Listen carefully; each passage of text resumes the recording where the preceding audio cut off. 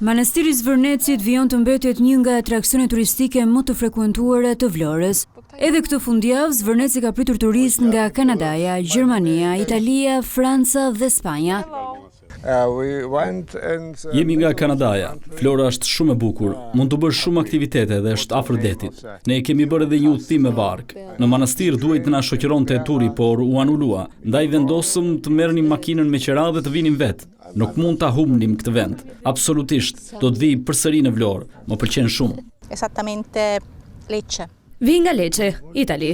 Është hera e parë që vi në Vlorë dhe më duket një qytet shumë i bukur. Kam bërë qendrën historike, ndërsa tani po vizitojmë lagunën dhe manastirin. Kemi bërë dhe një udhëtim me skuter në det dhe kemi parë plazhe të mrekullueshme. Është dita e fundit, por me miqt kemi vendosur që do të kthehemi sërish patjetër. Kam parë vetëm pak nga Vlora deri tani, por dua ta shoh të gjithën, nga fillimi në fund.